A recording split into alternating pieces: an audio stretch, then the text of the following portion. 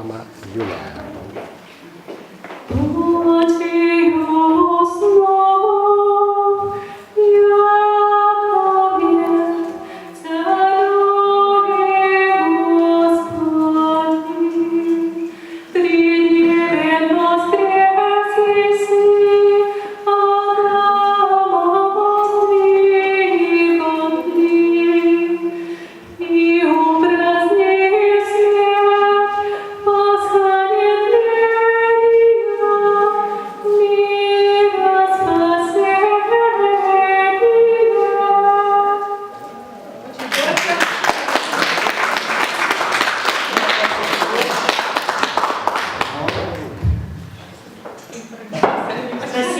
Большое спасибо.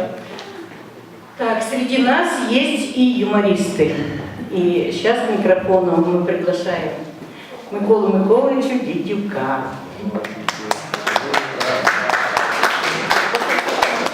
Христос воскрес! Дело в том, что, вы знаете, всяческий религиозный праздник православный, он несет радость. Должен быть юмор, так сказать, смех и веселье. Но давайте сначала чуть-чуть проверим, как вы настроены на юмор или нет.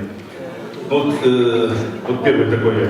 Вы знаете, на Украине, так сказать, как-то свой двор и так дальше. И вот Марфа смотрит в соседний двор, к Гале, смотрит, а у него во двору бегает 15 петухов, одна курица.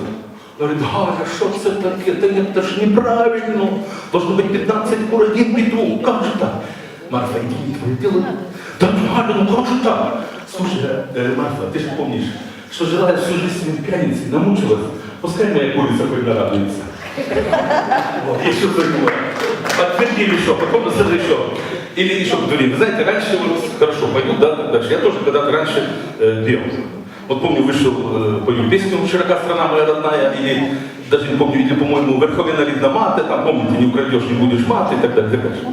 Один раз спел все бурные аплодисменты, я второй раз спел овации. Я третий раз спел, уже тяжело. Тут, так сказать, право и так далее, и так дальше.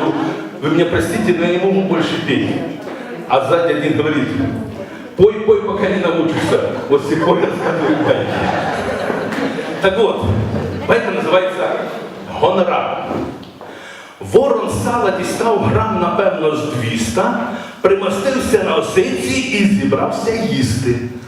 Раптом із кущів вбігає молода лисиця, захотіла і їй салом поживитися.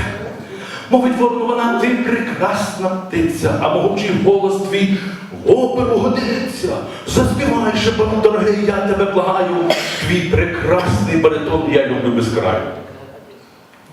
Ворон сало примостив на досі осиці, міцно лапою притис і сказав лисиці: бачу, бачу, що тобі захотілось сала. Хватить з тебе ще того, що ти сиру украла. А ще другий закінчить. Сиру украла. І не думай, що ти лише одна така дуже хитра. Якщо хочеш, щоб я співав, то неси півлітра. Но я ще закінчую по-другому, що якщо хочеш, щоб українець співав, то неси хоча б четверть літра.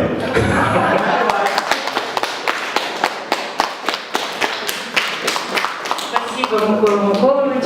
Так, ну и как я уже сказала, что на праздник, на Пасху, это же разговение, все друг к другу в гости ходят, поздравляют друг друга. И сегодня нас пришла поздравить Зеленецкая птицефабрика.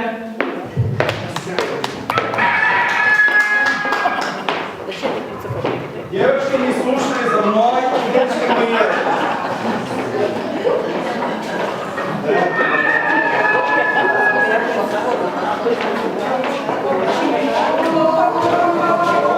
Давайте, выстраивайте.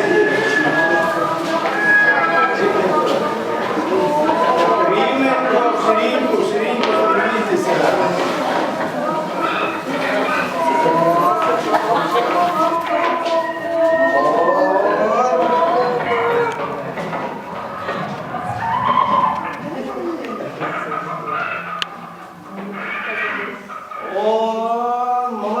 Молодці. Так, а що тепер, дівчатка мої, курочки, хорошенькі? Прийшли, ви можете по яєчку знесете, щоб на Пасху покрасити? Постараємося. Постараєтесь? Ну, Катя, покажи. Розкажи, як це робиться. Что-то очень скромное. Курочка, Да, очень що скромное. задумалася, Может, задумалася. вам трошки музычку так?